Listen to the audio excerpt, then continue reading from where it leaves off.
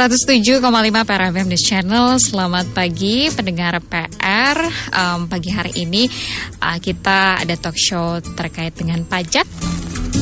Tema pagi hari ini menyoroti terkait dengan program pengungkapan sukarela atau PPS ya. Nanti kita akan berbincang. Sudah ada narasumber saya pagi hari ini di studio PR FM.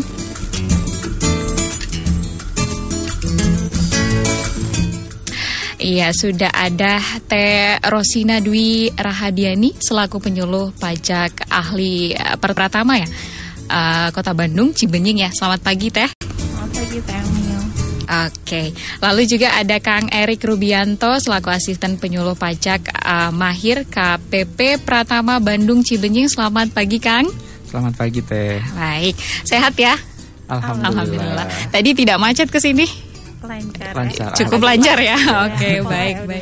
Baik, pagi hari ini ada yang menarik topik kita bahas tentang program pengungkapan sukarela nih, Teh Rosina dan juga Kang Erik. Tapi mungkin sebagai pengantar dulu ya, biar masyarakat juga paham nih terkait dengan persoalan program pengungkapan sukarela terhadap pajak ini ya. Boleh? Siapa yang ingin menyampaikan terlebih dahulu? Teh kah? Jadi Teh Emil dan pendengar PR FM ya, untuk program pengungkapan sukarela ini adalah program yang diadakan oleh Direktorat Jenderal Pajak sebagai tindak lanjut dari amanat Undang-Undang Harmonisasi Peraturan Perpajakan yang diundangkan yaitu di tahun 2021 ya, di bulan Oktober tepatnya. Nah, pada Undang-Undang HPP tersebut diamanatkan untuk diselenggarakannya program pengungkapan sukarela selama 6 bulan mulai dari Januari 2022 sampai dengan bulan Juni 2022. Jadi ini udah bulan terakhir nih Teh Emil.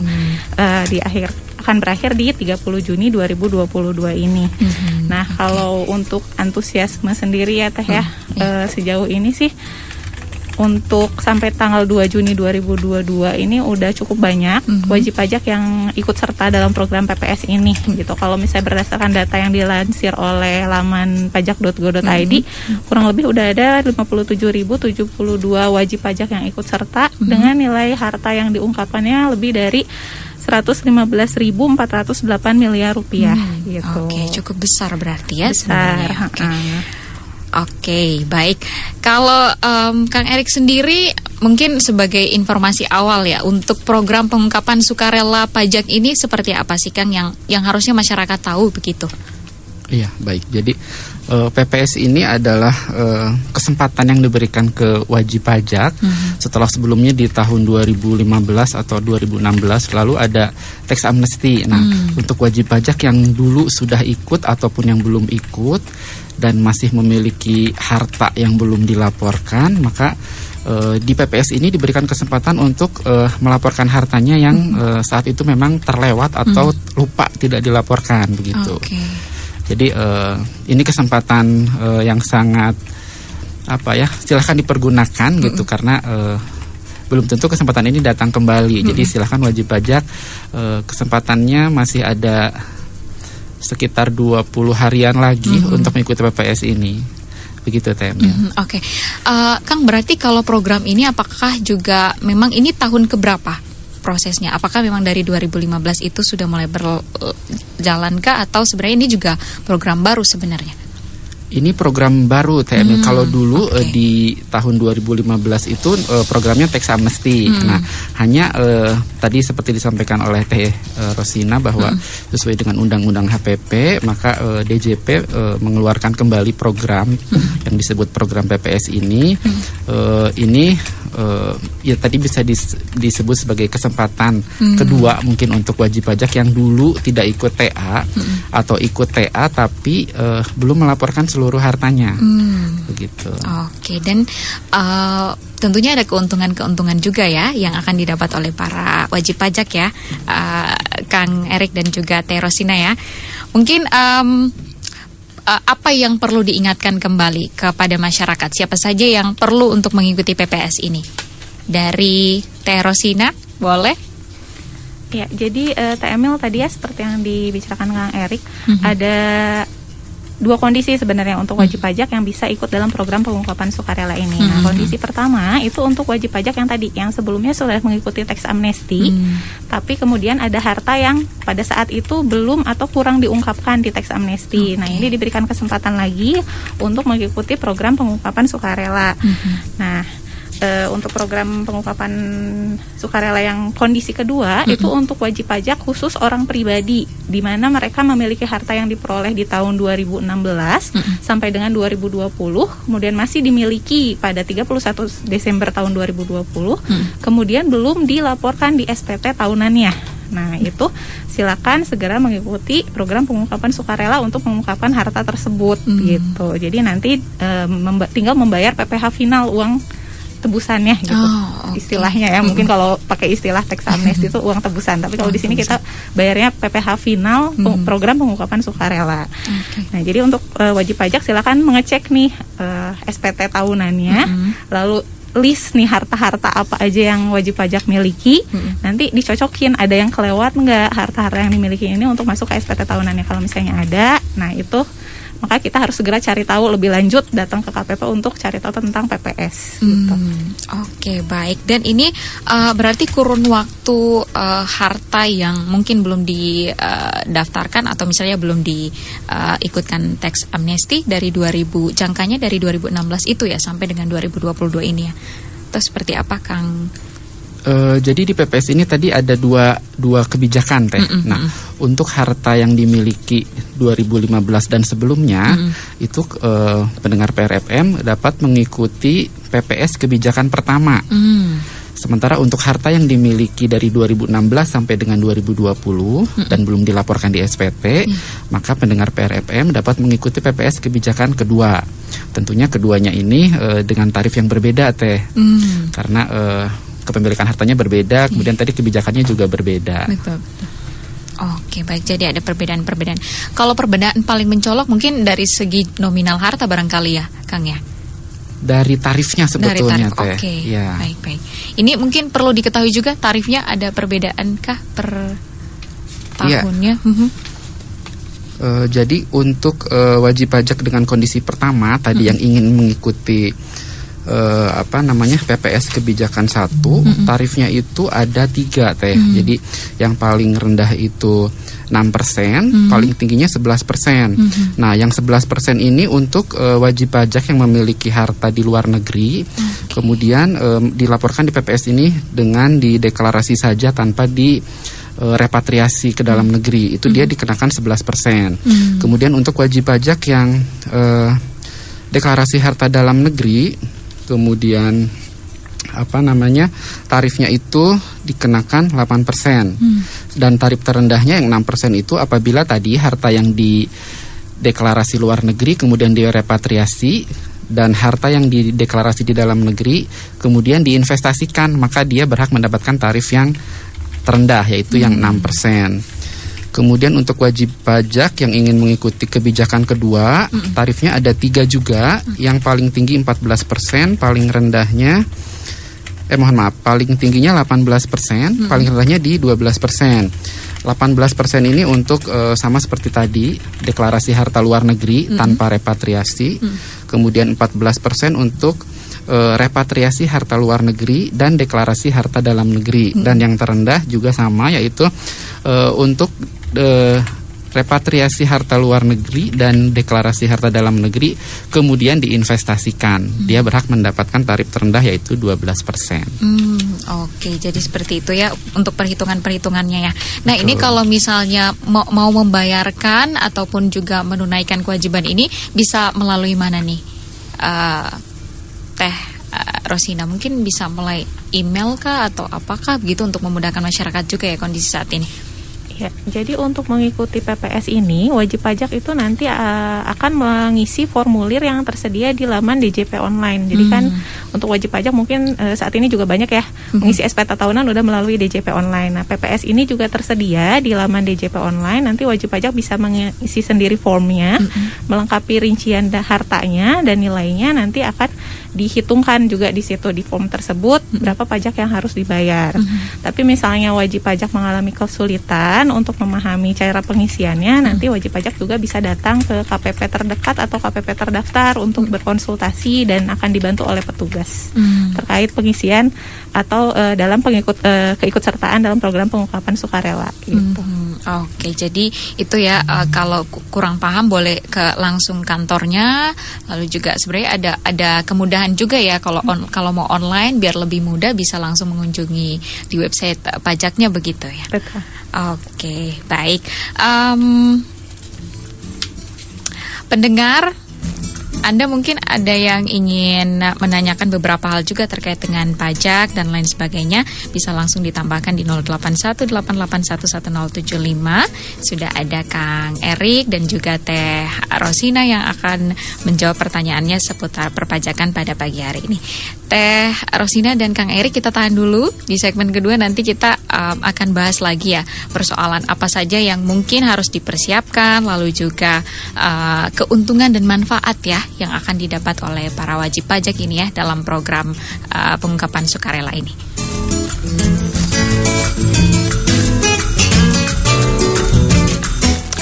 Iya, pendengar, seperti tadi juga ya, Anda masih bisa menanyakan ya beragam persoalan terkait dengan pajak.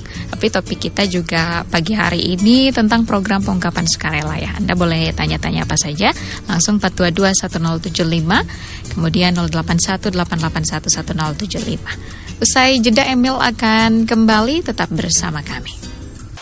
107.5 PRFM News Channel.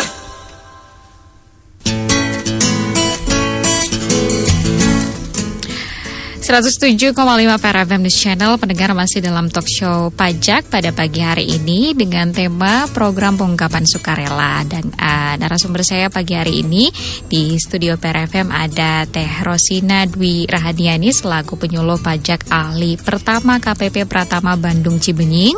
Lalu juga ada Kang Erik Rubianto selaku asisten penyuluh pajak mahir KPP Pratama Bandung Cibenying ya. Akang dan Teteh, kita masuk ke persoalan mungkin apa ya, keuntungan dan manfaat apa saja yang bisa didapatkan oleh wajib pajak yang mengikuti PPS ini. Boleh Teh Rosina yang mau menjawab? Jadi untuk wajib pajak yang memutuskan untuk mengikuti program pengungkapan sukarela ini nanti akan terhindar dari sanksi administrasi. Nah, sanksi administrasinya apa aja sih gitu ya Teh ya. Jadi untuk wajib pajak yang dengan tadi kondisi 1 untuk harta yang didapat sebelum dari 2015 dan sebelumnya mengikuti teks amnesti, akan terhindar dari sanksi berdasarkan PP 36 tahun 2017 di mana kisaran sanksinya itu berkisar dari 25% untuk badan, lalu 30% untuk orang pribadi dan 12,5% untuk wajib pajak tertentu, ditambah dengan sanksi berdasarkan Undang-Undang Teks Amnesti sebesar 200%. Nah, lalu untuk wajib pajak yang kondisi 2 yang hartanya didapat dari 2016 sampai 2020 ya, khusus orang pribadi, nanti akan terhindar dari pengenaan PPh final harta bersih tambahan yang itu besarannya ada di 30% ditambah dengan sanksi SKPKB, surat ketetapan kurang bayar berdasarkan pasal 13 ayat 2 Undang-Undang KUP, yaitu ada itunya ya, biasanya ada persentasinya berdasarkan suku bunga ditambah uplift faktor sebesar 15%. Nah, keuntungan tambahan lainnya untuk wajib pajak dengan kondisi 2 itu nanti akan terhindar dari diterbitkannya surat ketetapan pajak untuk kewajiban tahun 2016 sampai 2020 atau istilahnya mungkin terhindar dari pemeriksaan gitu Teh ya, khusus untuk PPh OP, PPh Potput ataupun PPN, kecuali untuk PPh Potput yang telah dipungut atau disetor dari pihak lain kemudian tidak disetorkan ke negara. Selain itu, kedua wajib pajak yang baik yang kondisi 1 ataupun kondisi 2 juga memperoleh perlindungan data, di mana data harta yang diungkapkan tidak dapat dijadikan sebagai dasar penyidikan ataupun penuntutan pidana pajak terkait harta yang diikutsertakan dalam program PPS. Oke, berarti ini bisa dibilang kesempatan masyarakat ya untuk mengikuti program ini dengan beragam keuntungan tadi ya Teh ya? Ya, betul. Tentunya tadi sih keuntungan paling utama terhindar dari sanksi administrasi. Oke, dan itu cukup besar ya sanksi fungsi administrasinya. Oke, saya ke Kang Erik. Kang Erik, ini kalau tarif pajak ya, mungkin bisa diulang sedikit ya, tarif pajak yang harus dibayar oleh wajib pajak yang juga mengikuti PPS ini ya. Dan dasar perhitungannya seperti apa sih, Kang? Baik, tadi kita udah sempat bahas ya Teh. Jadi untuk yang kebijakan pertama ada 3 tarif, yaitu 6%, 8%, dan 11%. Tergantung nanti kondisinya dia seperti apa, harta yang dia laporkan seperti apa. Tadi ada deklarasi luar negeri, kemudian repatriasi, kemudian ada juga yang deklarasi dalam negeri saja, dan yang paling rendah itu 6% untuk tadi harta deklarasi dan repatriasi luar negeri dan deklarasi dalam negeri yang diinvestasikan.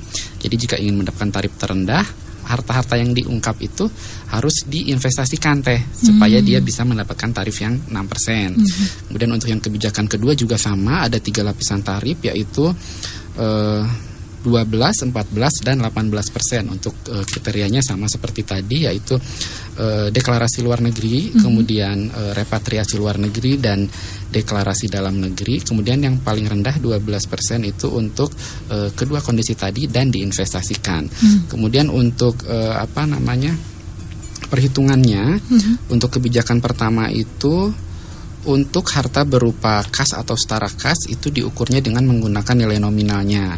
Kemudian untuk harta berupa tanah bangunan atau kendaraan itu berdasarkan NJOP atau NJKB. Kemudian untuk harta lainnya seperti saham, emas, SBN itu adalah sesuai nilai yang dipublikasikan, dan untuk harta lainnya itu sesuai hasil penilaian KJPP pada posisi per 31 Desember 2015. Itu untuk kebijakan pertama. Kemudian untuk yang kebijakan kedua itu lebih sederhana.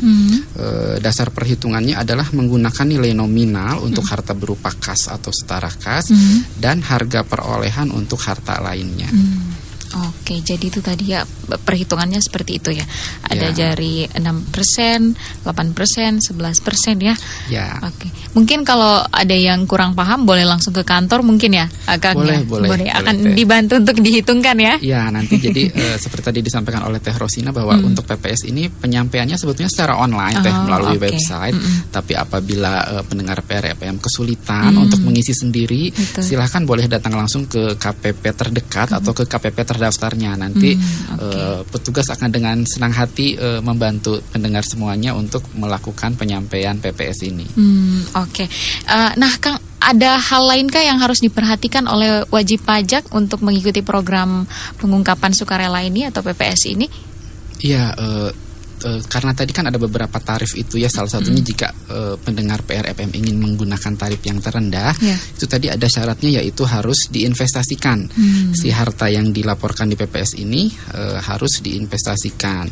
Untuk wajib pajak yang memilih repatriasi dan deklarasi dalam negeri, harta yang telah diungkapkan harus direpatriasikan ke Indonesia paling lambat tanggal 30 September 2022. Jadi untuk harta-harta yang di luar negeri harus dialihkan paling lambat 30 September 2022. Dengan cara pengalihan melalui bank, dan ada holding periodnya selama 5 tahun sejak diterbitkannya surat keterangan. Jadi untuk wajib pajak yang ikut PPS ini, mereka akan mendapatkan surat keterangan bahwa mereka sudah ikut serta dalam program ini. Nah, untuk wajib pajak yang tadi, yang repatriasi, itu harus memindahkan hartanya atau repatriasi harta dari luar negeri ke dalam negeri paling lambat 30 September 2022. Kemudian untuk wajib pajak yang memilih menginvestasikan hartanya, itu ada pilihan. Wajib pajak boleh menginvestasikan pada SBN atau pada hilirisasi SDA atau renewable energy, supaya bisa mendapatkan tarif PPS yang terendah. Nah, untuk investasi sendiri itu paling lambat harus direalisasikan tanggal 30 September 2023. Dan ada holding periodnya juga, yaitu 5 tahun sejak diinvestasikan. Jadi harus ditahan selama 5 tahun, tidak boleh dialihkan gitu Teh. Oke, baik. Jadi dan ada satu lagi, mohon maaf. Jadi untuk wajib pajak yang menginvestasikan ini, selain tadi ada batasan-batasan tanggalnya, ada juga yaitu kewajiban untuk menyampaikan laporan realisasi investasinya setiap tahun melalui laman DJP online juga. Untuk penyampaian laporannya paling lambat sama seperti batas akhir laporan SPT tahunan, yaitu 31 Maret untuk wajib pajak orang pribadi dan 30 April untuk wajib pajak badan. Demikian. Oke, jadi itu untuk diingat ya. Untuk para pendengar, mungkin beberapa hal yang perlu diperhatikan bagi Anda yang wajib pajak dan ingin mengikuti program pengungkapan sukarela ya.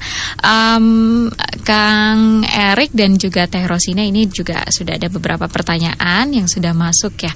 Ada dari Teh Kiki Hamdani menanyakan ya, persoalan NPWP tapi ini ya, saya sudah daftar NPWP tahun lalu ya, tapi kenapa ketika saya cek nomor NPWP selalu tidak aktif atau non efektif ya?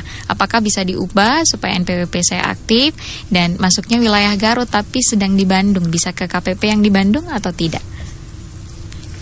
Ya, jadi untuk NPWP, apabila memang wajib pajak telah mendaftarkan diri untuk mendapatkan NPWP tapi kemudian tidak melaksanakan kewajiban perpajakannya, terutama terkait pelaporan SPT tahunan, maka DJP memang memiliki kewenangan untuk menonaktifkan sementara Teh. Jadi dia akan kami nonaktifkan. Tapi jangan khawatir gitu. Untuk apabila misalnya wajib pajak kemudian memerlukan NPWP tersebut, misalnya sudah mulai memiliki penghasilan kembali, udah punya usaha kembali atau bekerja kembali, silakan mengajukan pengaktifan ke KPP terdaftar. Karena tadi Mas Kiki ya? Iya. Itu terdaftarnya di Garut, jadi pengaktifannya tentu harus ke KPP Garut. Bisa langsung datang ke sana, atau kalau misalnya jauh, silakan dikirim surat formulirnya gitu. Formulir pengaktifannya sendiri bisa diunduh di halaman pajak.go.id atau bisa diminta di KPP terdekat. Jadi itu ya. Jadi sebenarnya di non efektif atau di non aktif tuh karena memang tidak menunaikan tanggung jawabnya, karena atau memang juga karena belum wajib pajak juga begitu. Iya, mungkin wajib pajaknya mungkin merasa saya belum mulai bekerja, misalnya penghasilannya belum ada, jadi merasa belum perlu lapor SPT ya. Jadi tapi diingatkan kembali kalau misalnya udah aktif NPWP-nya, tentu kewajiban wajib lapor SPT-nya itu berjalan. Untuk wajib pajak sekarang lapor SPT mudah ya Teh, bisa online lewat djponline.pajak.go.id. Semoga terjawab Kang Kiki ya. Jadi jangan khawatir kalau mau diaktifkan kembali, tapi harus ke KPP Garutnya ya. Ada Kang Dadan ini menanyakan, secara sukarela itu maksudnya nanti akan dikenakan pengurangan dari pokok atau seperti apa Kang atau Teh? Pajak apa saja? Ya, jadi maksudnya sukarela ini kan tadi, jadi silahkan wajib pajak mengecek kembali daftar hartanya apakah sudah dilaporkan di SPT semuanya atau tidak. Kemudian dengan sukarela, jika memang ada harta yang belum dilaporkan, tadi tergantung ya kondisinya, apakah yang dimiliki dari 2015 dan sebelumnya atau 2016 sampai 2020, silahkan wajib pajak secara sukarela mengikuti PPS ini. Namun ada syaratnya, yaitu harus membayar PPh final sesuai tarif yang tadi. Jadi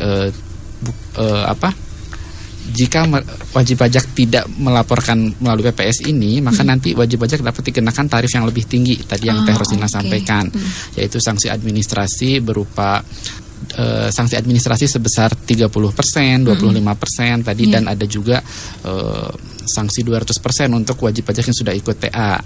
Nah, jadi maksudnya sukarela ini wajib pajak melaporkan sendiri tanpa dikenakan surat tagihan dari DJP, demikian Teh. Jadi jika wajib pajak tidak melaporkan melalui PPS ini, maka nanti bisa dikenakan tarif yang lebih tinggi tadi, tentunya dengan surat yang diterbitkan oleh kantor pajak gitu. Baik. Jadi lebih ke kesadaran mungkin ya, kesadaran para pendengar, kesadaran masyarakat untuk ini sudah lapor pajak belum ya? Lebih seperti itu Kang ya? Yang perlu diperhatikan juga mungkin Kang Erik atau Teh Rosina, ini apa dengan program pengungkapan sukarela ini supaya mungkin biar tidak kelewat, atau seperti apa yang harus diingatkan kembali ke masyarakat? Iya, tadi mungkin yang perlu diingat adalah segera mengecek hartanya dulu ya Teh ya. Silakan list harta-harta yang dimiliki. Lalu yang kedua adalah cek SPT tahunan yang telah dilaporkan. Apakah ada yang terlewat dari harta-harta yang dimiliki itu dibandingkan dengan yang ada daftar harta yang ada di SPT tahunan. Kalau misalnya ada yang terlewat, tentu tadi segera datang ke KPP untuk berkonsultasi atau minta dibantu untuk turut serta dalam program pengungkapan sukarela. Nah, setelah ikut serta dalam program pengungkapan sukarela, ada lagi tadi kalau misalnya pilih repatriasi, tentu tadi memperhatikan batas waktunya ya. Untuk repatriasi itu paling lambat 30 September 2022, dan kalau memilih investasi di SBN atau industri hilirisasi ataupun energi terbarukan itu paling lambat diinvestasikannya tanggal 30 September 2023. Nah, setelah hal-hal tadi dilakukan, jangan lupa juga untuk yang investasi setiap tahun tentu harus lapor realisasi investasinya sampai habisnya masa holding period yang 5 tahun. Gitu, Oke. Jadi pertama cek harta dulu ya. Kalau sudah memenuhi kewajiban ini harus ditunaikan ya, Kang dan Tete ya. Baik. Masih ada pertanyaan lagi satu dari Kang Pram ya. Saya Pram dari Panyawangan mau tanya ya. Saya mau tahu di Undang-Undang Perpajakan kan ada kadaluarsa penagihan ya. Mengapa harta yang diperoleh lebih dari 10 tahun misalnya dari 1985 harus diungkapkan?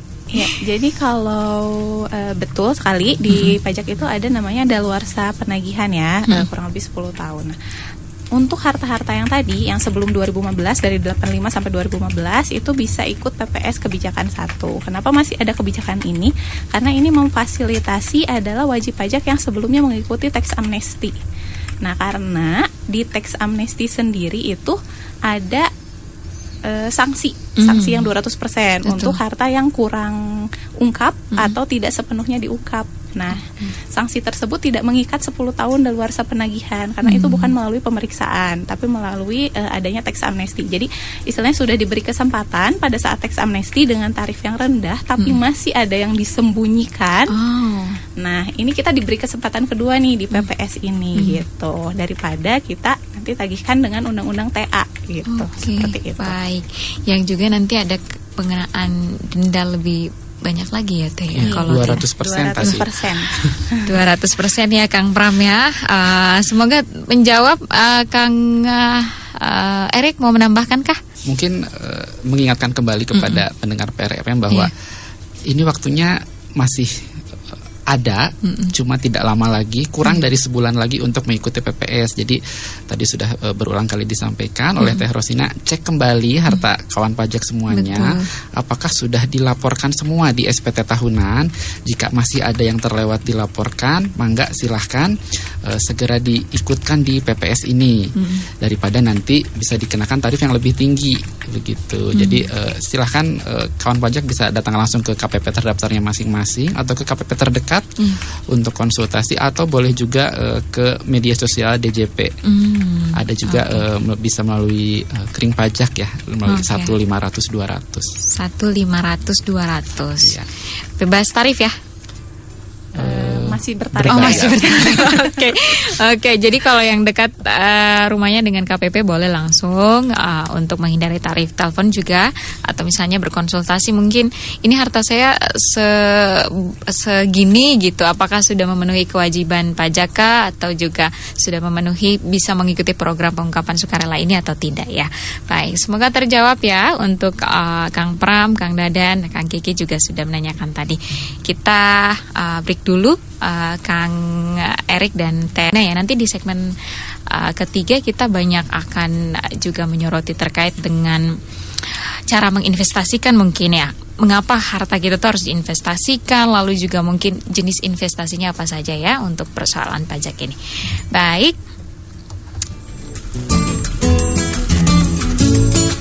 Pendengar, Anda juga masih boleh menanyakan ya terkait dengan persoalan pajak mengenai program pengungkapan sukarela atau juga persoalan pajak lain yang mungkin Anda belum pahami. Boleh ya, 4221075 kemudian 0818811075. Saya jeda, Emil akan kembali masih dalam talk show pajak pada pagi hari ini.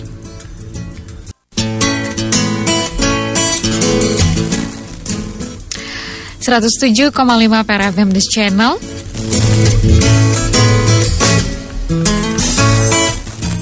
Ya, pendengar masih dalam talk show pajak pada pagi hari ini dengan tema program pengungkapan sukarela, dan sudah ada dua narasumber saya ya. Sejak tadi ada Teh Rosina Dwi Rahadiani selaku penyuluh pajak ahli pertama KPP Pratama Bandung Cibenying. Lalu juga ada Kang Erik Rubianto selaku asisten penyuluh pajak mahir KPP Pratama Bandung Cibenying ya. Oke, Akang Teteh, kita masuk ke segmen ketiga atau segmen terakhir juga sekaligus ya pada pagi hari ini. Mungkin tadi sudah banyak disebutkan ya bahwa ada beberapa persyaratan, misalnya wajib pajak menginvestasikan pajaknya begitu ya ke beberapa instrumen investasi. Mungkin ini agak masih sedikit samar begitu untuk para pendengar. Boleh dijelaskan dulu kah? Boleh Kang Erik? Baik Teh, jadi tadi seperti sudah disampaikan bahwa wajib pajak yang ingin mendapatkan tarif terendah harus menginvestasikan harta yang mereka laporkan di PPS ini. Nah, diinvestasikannya di mana? Yaitu ada dua pilihan Teh, bisa di SBN atau di hilirisasi sumber daya alam atau renewable energy atau energi terbarukan.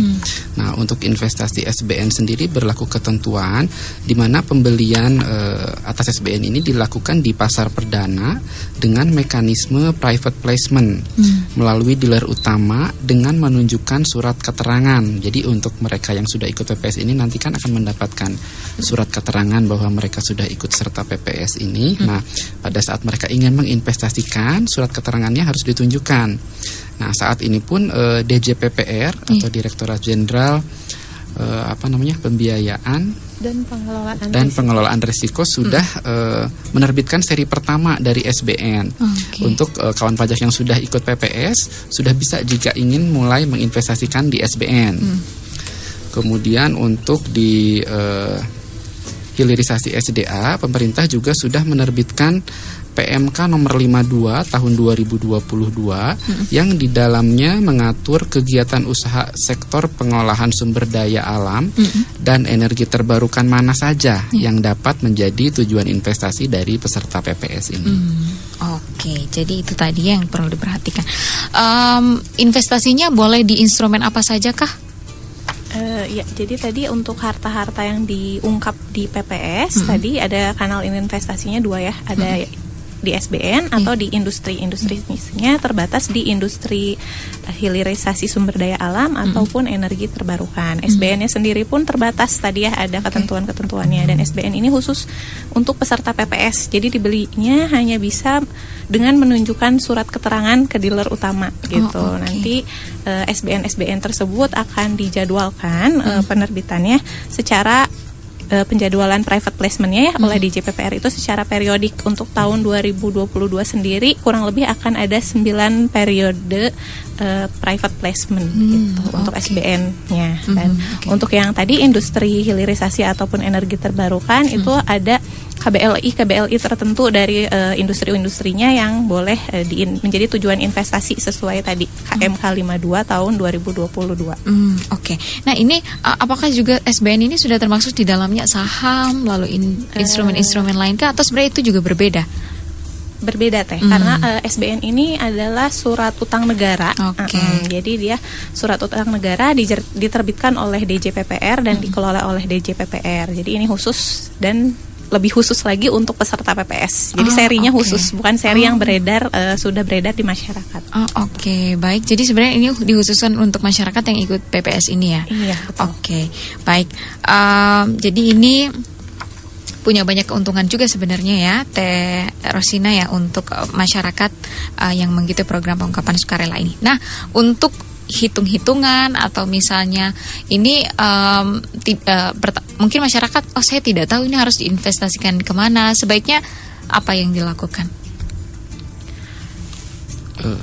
Kalau untuk pilihan investasi sebenarnya dikembalikan lagi ya kepada wajib pajak. Jadi kan harta tersebut kan sebenarnya sudah dimiliki wajib pajak, tapi memang dia belum diungkapkan urusan perpajakannya. Betul. Gitu ya, makanya diikutkan dalam program pengungkapan sukarela ini.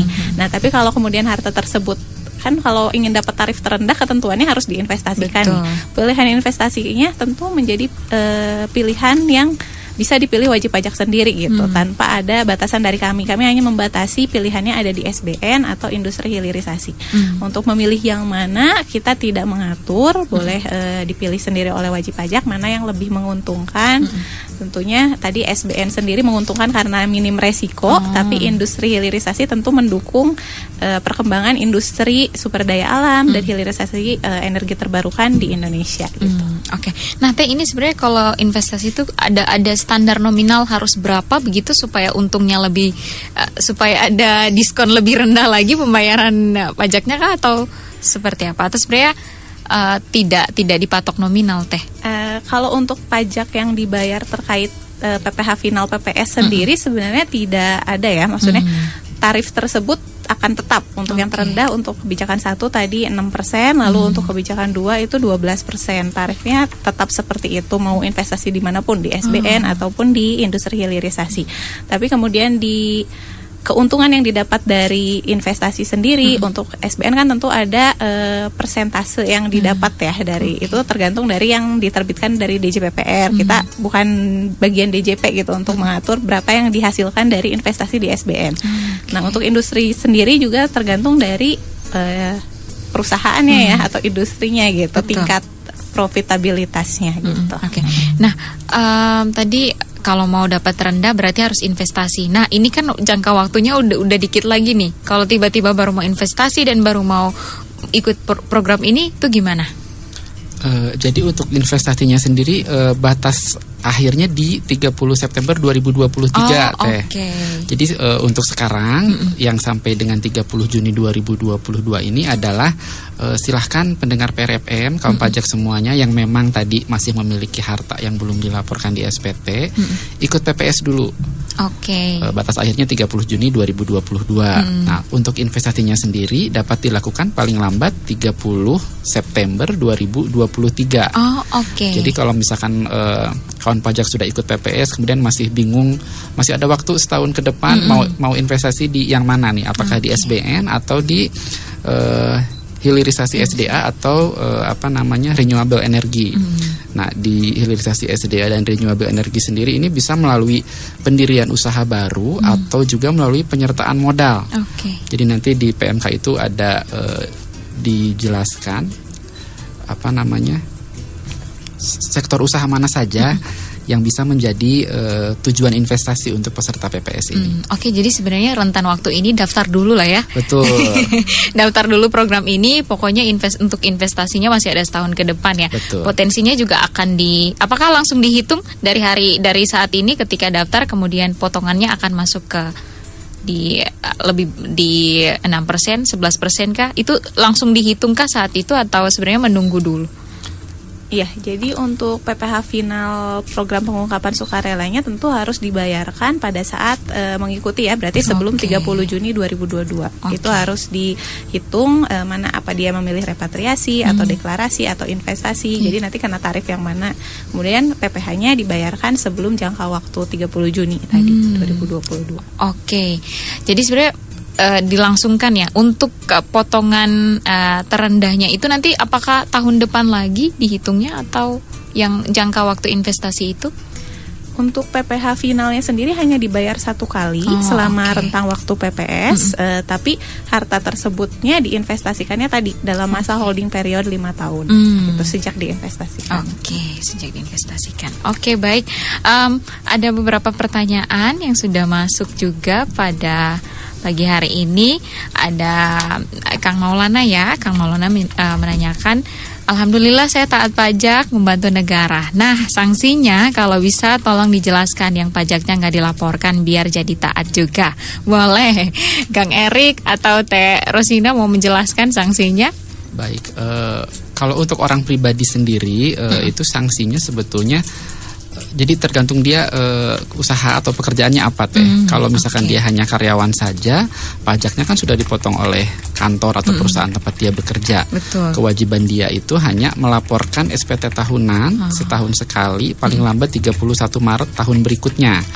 Dan apabila tidak melakukan pelaporan tersebut, maka dia dapat dikenakan sanksi sebesar Rp100.000 dendanya. Jadi kalau dia terlambat lapor atau tidak lapor, dia bisa mendapatkan sanksi sebesar Rp100.000. Kemudian untuk orang pribadi yang berstatus sebagai usahawan, nah karena kalau usaha berarti kan dia ngitung sendiri, membayarkan sendiri pajaknya, tidak ada kantor yang memotong penghasilannya dia. Nah, sampai dengan tahun 2021 untuk usahawan yang memiliki omset tidak lebih dari 4,8 M, itu kan dia harus melakukan pembayaran PPh final sebesar 0,5% per bulan dari omset. Jadi kawan pajak menghitung omsetnya berapa, bayarkan pajaknya 0,5%-nya di bulan berikutnya paling lambat tanggal 15. Nah, jadi untuk usahawan ini kewajibannya ada 2, membayar dan melapor. Nah, jika dia tidak melakukan hal tersebut, dia tidak bayar, tidak lapor, sanksinya juga sama seperti yang karyawan tadi, yang 100.000 jika dia tidak lapor atau terlambat lapor, ditambah ada sanksi denda apabila seharusnya dia harus bayar nih, ternyata dia nggak bayar, itu bisa dikenakan sanksi bunga. Jadi nanti dikenakan sesuai dengan bunga yang berlaku saat itu berapa, dikalikan jumlah dia terlambatnya berapa bulan teh. Misalkan selama 12 bulan dia nggak bayar, berarti nanti otomatis dendanya akan lebih besar, begitu. Jadi untuk orang pribadi seperti itu sanksinya. Seperti itu ya, semoga terjawab dan pendengar jadi lebih aware lagi ya dengan kewajiban pajaknya ya. Oke. Ada Kang Hendratmo juga menanyakan, ini kalau ada wajib pajak yang tidak ikut TA tetapi mau mengungkapkan harta sebelum 2016 yang belum dilaporkan pada SPT 2015, apakah bisa? Teh Rosina? Berdasarkan informasi terakhir dari kantor pusat Direktorat Jenderal Pajak, bagi wajib pajak yang memang memiliki niatan untuk mengikuti PPS kebijakan 1 padahal sebelumnya tidak mengikuti TA, dipersilahkan untuk mengikuti. Betul, tarifnya sama. Jadi boleh silakan berdatang berkonsultasi di KPP, nanti dibantu untuk perhitungannya dan tata cara pengungkapannya bagaimana, semua dibantu di KPP terdekat atau terdaftarnya. Jadi diperbolehkan. Diperbolehkan ya, baik. Kalau dendanya ya nanti nanti dihitung ya, Teh ya, berarti. Kalau ikut PPS justru malah terhindar dari denda. Itu keuntungan ikut justru PPS. Itu keuntungannya ya. Jadi dibanding didenda 200%, mendingan ikut PPS yang cuma 18%, 14%, 12%. Nah, itu dia ya pendengar, jangan takut kalau yang belum bayar dari 2015. Jadi boleh ikut PPS ini karena ada keringanan juga ya, jadi bisa lebih rendah. Semoga terjawab ya Kang Hendartmo. Lalu juga ada Kang Wahidin juga menanyakan ini, bangunan-bangunan villa apakah juga termasuk yang harus dilaporkan sukarela juga, Pak dan Bu? Saya tidak paham perpajakannya. Boleh. Jadi apabila wajib pajak merasa memiliki harta, tadi kan untuk PPS ini apabila wajib pajak merasa memiliki harta ini semua jenis harta Teh. Jadi ada uang kas, tabungan, saham, tanah, bangunan. Masuk berarti villa masuknya tanah bangunan. Betul, ya Teh, itu jenis harta juga. Dan harta tersebut diperoleh dan dimiliki tapi kewajiban pajaknya belum terpenuhi. Nah, itu harus ikut PPS. Jadi semua jenis harta atas perolehan hartanya kewajiban pajaknya belum terpenuhi, lalu belum dilaporkan di SPT tahunan, maka ikut PPS. Gitu. Biar lebih murah, dapat diskon ya. Dapat diskon dibanding harus 200% ya kalau ikut TA. Baik, terakhir pertanyaan dari Pak Budianto. Kalau aset emas bagaimana Akang dan Teteh? Lebih tepatnya tabungan emas. Sama, tabungan emas juga termasuk jenis harta ya Mas Erik ya. Tapi ada perbedaan ketentuan. Apabila emasnya didapat di sebelum 2016 tadi ya, dari 85 sampai 2015 31 Desember, maka dia penilaiannya berdasarkan harga emas per 31 Desember yang diterbitkan oleh PT Antam. Nah, tapi kalau misalnya emas tersebut diperolehnya di 2016 sampai 2020, maka nanti hartanya itu dinilai berdasarkan nilai perolehan atau nilai belinya. Baik, seperti itu ya. Semoga juga menjawab pertanyaannya ya para pendengar. Baik, kita sudah di segmen terakhir. Masih ada satu pertanyaan dari Bu Santi ya. Kalau mau mengumpulkan logam mulia itu acuannya ke harga yang tahun berapa? Logamnya di bawah tahun 2015. Kang Ya, Erik? tadi sudah disampaikan oleh Teh Rosina untuk emas ini jika diperolehnya 2015 dan sebelumnya adalah menggunakan nilai yang dikeluarkan oleh PT Antam, Antam, Teh. ya. PT yang dikeluarkan oleh PT Antam per 31 Desember 2015. Oke, terjawab ya oleh PT Antam. Tapi kalau untuk di atasnya itu berarti sudah mengikuti nilai saat ini juga. Harga belinya. Harga beli. Ya, saat itu belinya berapa, maka nilai yang dilaporkan adalah nilai belinya atau harga perolehan. Harga perolehan. Oke, baik. Baik, kita sudah di penghujung perjumpaan kita pada pagi hari ini terkait dengan program pengungkapan sukarela ini. Kalau dari Kang Erik lalu juga dari Teh Rosina, apa yang ingin disampaikan ke masyarakat nih terkait dengan program pengungkapan sukarela ini? Ya, tidak bosan-bosannya mengulang kembali mungkin Teh ya, mengingatkan kepada seluruh pendengar PRFM yang masih memiliki harta yang belum dilaporkan seluruhnya di SPT, baik yang sudah ikut TA maupun yang belum ikut TA, orang pribadi ataupun badan, silahkan untuk mengikuti program PPS ini. Masih ada kesempatan kurang lebih 20 harian lagi untuk melakukan pengungkapan secara sukarela daripada nanti dikenakan secara jabatan oleh DJP dengan tarif yang lebih tinggi. Mumpung tarifnya masih rendah, ayo segera bergegas ke kantor pajak atau mungkin kalau masih ragu untuk datang langsung boleh tadi tanya-tanya dulu lewat layanan online kami, ada WhatsApp atau mungkin melalui chat atau melalui call center di Kring Pajak 1-500-200. WhatsAppnya berapa, Kang? Kalau untuk WhatsApp beda-beda Teh. Jadi kalau setiap KPP ada memiliki layanan WhatsApp sendiri-sendiri. Oh, oke. Gitu. Baik. Jadi bisa dicek di media sosial masing-masing atau website ya. Ya, boleh cek di IG-nya mungkin. Biasanya kalau seperti di kami itu IG-nya @pajakcibenying. Kalau yang daerah lain mungkin seperti tadi yang Garut ada @pajakgarut seperti itu. Cibenying. Oke, baik. Teh Rosina, ada closing statement yang ingin disampaikan barangkali ke pendengar? Ya, jangan sampai terlewat kesempatan emasnya ya, sampai 30 Juni 2022. Terakhir tinggal 27 hari lagi. Ini udah kesempatan kedua, mungkin tidak akan ada kesempatan ketiga dan kesempatan berikutnya ya. Mungkin PPS ini yang terakhir.